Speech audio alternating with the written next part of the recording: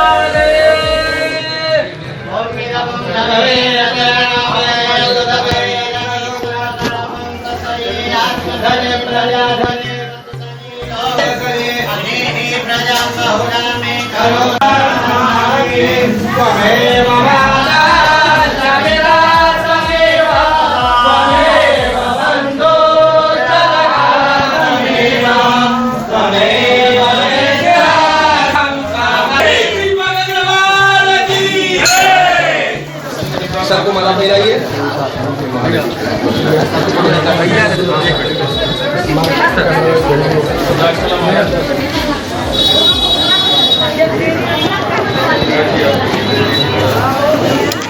हाजी जी सबको प्रसाद दे।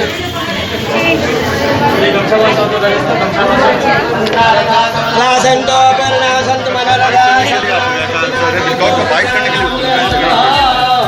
सर इधर से जो चलेंगे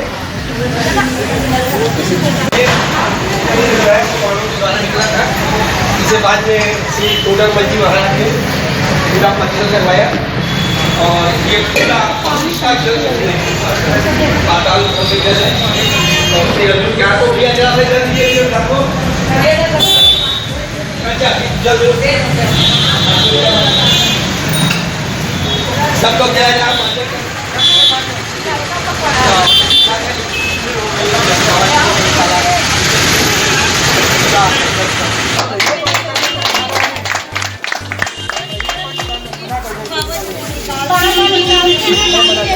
अशोक भैया आगे नहीं आइए, अशोक भैया आगे नहीं आइए।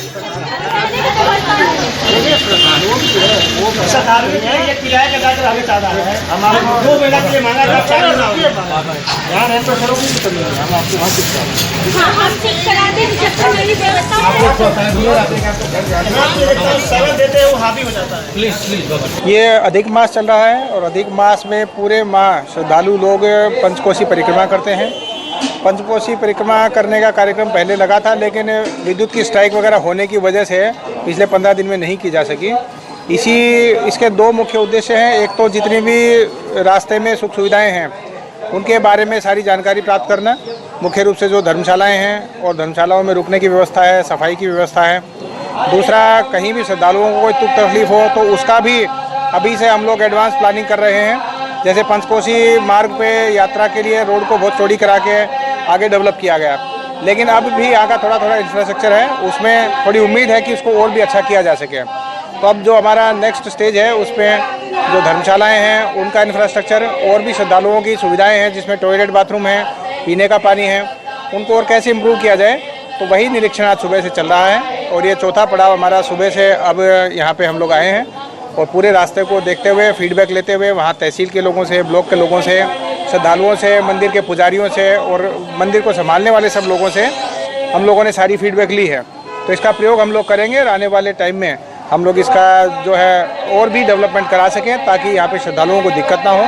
तो मुख्य रूप से यही कार्य है। कार्तिक मास में दोबारा परिक्रमा होगी, तब तक उम्मीद है कि साफ़ सफाई वगैरह की व्यवस्था तो वो ठीक कराई जा सके, परंतु आगे शौचालय की या पीने के पानी की और इंफ्रास्ट्रक्चर की व्यवस्था करनी है, ये भविष्य में हम लोग आने वाले 1 साल में पूरी कराएंगे। और सर, पर्यटन की दृष्टि से भी इसे कुछ विकसित करने की रणनीति है। इसमें क्षेत्रीय पर्यटन का बहुत ज़्यादा स्कोप है। जो धार्मिक दृष्टि से काशी को देखते हैं और पारंपरिक आसपास के गांव के लोग, जिलों के लोग जो इस काशी के परिक्रमा के महत्व को जानते हैं, वे लोग आते हैं, खुद अपना सामान लेके साथ साथ चलते हैं, पैदल चलते हैं, खुद सामान बनाते हैं, खाना बनाते हैं और सभी श्रद्धा के साथ इस यात्रा को पूरी करते हैं। तो इसका बहुत ज़्यादा स्कोप है। और जैसे आसपास के जो रिलीजियस लोग हैं, आसपास के जो देशी टूरिज्म जिसको कहते हैं, उसका बहुत ज़्यादा स्कोप है। इसमें कोई इनकम के सोर्स की बात नहीं है, लेकिन उनकी सुख सुविधा के लिए, उनकी और ज़्यादा दिक्कतों को कम करने के लिए किस प्रकार से कार्य किया जा सकता है, इसको देखने के लिए आगे हम लोग कार्य योजना बनाएंगे और निकट भविष्य में उसको मूर्त रूप हम लोग मौके पे लागू करवाएंगे। सर, एक लास्ट क्वेश्चन है, मार्ग और जो धर्मशालाएं हैं वो उसके कब्जा एक अवरोध के रूप में है, उन कब्जों को किस तरह से प्रशासन देख रहा है? अधिकतर धर्मशालाएं हैं वो प्राइवेट हैं। जो बिल्डिंग है वो काफ़ी श्रद्धालुओं ने, धार्मिक लोगों ने बना के डोनेट की हैं और उन्हीं तरह ये चल भी रही है। साफ़ सफाई आदि की व्यवस्था तो करा दी जाती है, परंतु कई बार स्वामित्व का इशू आ जाता है। तो इन स्वामित्व के इशू को देखने के लिए हम लोगों ने तीनों तहसीलों में टीम बनाई है। पिछली बार एक शिकायत आई थी कि किसी की रजिस्ट्री यहाँ पे धर्मशाला की रामेश्वरम में करवा ली गई थी। उसी को देखते हुए सभी धर्मशालाओं पे तहसील के लोग भेजे गए और सबके डॉक्यूमेंट निकलवा रहे हैं हम लोग, भूमि के भी और उस बिल्डिंग के भी। तो भविष्य में प्रयास होगा कि किसी प्रकार से इस पर कोई लीगल कब्जा ना हो सके। कंधवा जैसी जगह में कुछ लोगों ने दुकानें बनानी शुरू कर दी हैं धर्मशाला में, उनको भी हम लोग सारी चीज़ें रिकॉर्ड का व्यवस्थित कराकर, सारा रिकॉर्ड जुटाकर कोशिश कर रहे हैं कि इसको हम लोग जितने भी इलीगल इंक्रोचमेंट्स हैं या अवैध कुछ कार्य किए जा रहे हैं तो उसको बंद कराया जा सके, भविष्य में उसको संरक्षित कराया जा सके और इसको और भी सरकारी धन लगा के किसी तरह विकसित कराया जा सके। इस प्रकार के सारे रिकॉर्ड लेके हम लोग सुनिश्चित करेंगे कि किसी प्रकार से कोई इलीगल एक्टिविटी ना हो, इलीगल कंस्ट्रक्शन ना हो और कोई खरीद फरोख्त इसकी इलीगली ना कर सके।